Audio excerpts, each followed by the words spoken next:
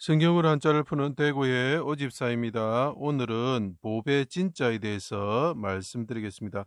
이것은 맛있는 음식 이런 뜻도 있습니다. 그래서 우리가 산해진미 할 때 진짜지요. 자, 이것이 이게 숫이 많고 거물 진자가 있죠. 그죠? 숫 많고 거물 진자와 왕자가 있습니다. 자, 근데 이것이 보배다 이해가 안 되시죠? 숫이 많은 왕이다 이런 뜻이 되는 거죠. 검은 머리가 있는 왕이다 이런 거죠. 그것이 왜 보배인지는 성경을 봐야 알 수가 있는 것입니다. 자, 이스라엘 왕이신 하나님이 있으신데 삼위일체 하나님이시죠. 흰 머리털을 가지신 분이다.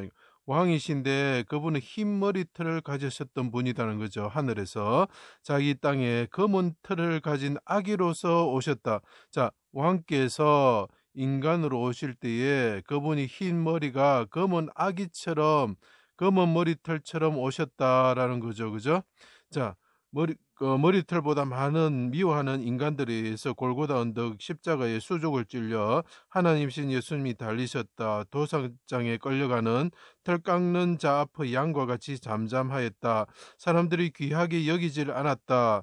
진귀하게 여기지 않았다는 거죠. 자, 왕께서 오셨는데 하나님이 오셨죠. 그분은 십자가에 있고 골고다 언덕에 달았다는 거예요. 털보다 많은 사람들이 애워싸고 그분을 달았다는 거죠. 그분은 어땠습니까? 33세 머리가 검은 털을 가지신 분이 젊을 때 돌아가셨다는 거죠. 자, 근데 이것이 왜 그럼 보배냐라는 걸 생각해 보겠습니다. 성막의 조각목의 염소털처럼 십자가에 달리셨습니다. 머리털보다 많은 인간들의 죄를 담당하시고 대신 징계를 받으셨습니다.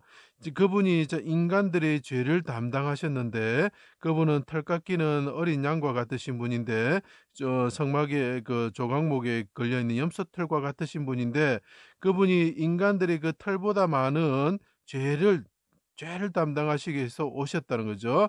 그래서 그분이 보배로운 피를 흘리심으로 보배로운 자기 백성을 이 사람들은 자기를 죽이는 사람들이죠. 이 사람들은 자기를 죽이는 사람이지만 이 왕께서 이 사람들을 봤을 때 어떻다고요? 보배롭다 이렇게 표현을 하고 있습니다. 그래서 그분이 십자가에서 털이 깎이는 사람처럼 양처럼 죽으셨는데 그분의 머리털은 검은 털이었다. 근데 그분이 보배로운 피를 흘리시고 죽으셨다라는 거죠. 자, 이거를 보고 아가서에서는 어떻게 표현하고 있느냐면 내 사랑하는 자는 십자가에 죽으시는 이 왕이 있죠. 십자가에 죽으신 왕이 있고 그 위에 하나님이 임하시죠. 이 하나님이 봤을 때 이 왕은 인간으로 오셔가지고 머리가 검은 30세에 이스라엘 왕이 되시는 다윗을 생각하면 되고 그 다음에 30세에 총리가 되는 요셉을 생각하면 됩니다. 머리가 다 검죠. 그죠? 희고도 불고 많은 사람들 가운데 뛰어나구나. 진귀하다는 거죠. 보배롭다는 거죠. 머리는 순금 같고 보배지요. 머리털은 꼬불꼬불하고 까마귀 같구나. 자, 보십시오. 제가 숫 많고 검을 진자에 대해서 설명한 것을 봐주시기 바랍니다. 그 왕께서 인간으로 오셨을 때 그 머리털은 까마귀처럼 검구나 이렇게 표현하고 있죠. 그 머리털은 자줏빛이 있어서 왕이 그 머리카락에 메었다.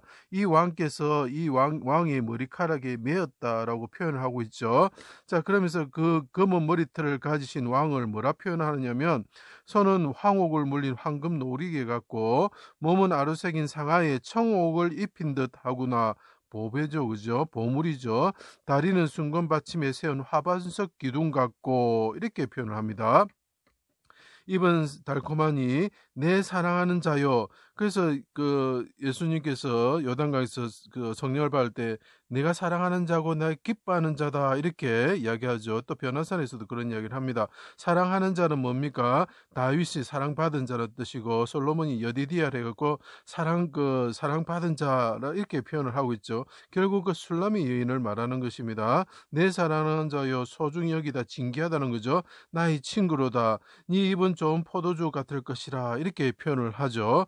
자, 그때 그분이 어떻게 됩니까? 동산으로 내려가. 동산이 어디입니까? 이 땅이죠. 예루살렘이고 시온산이죠.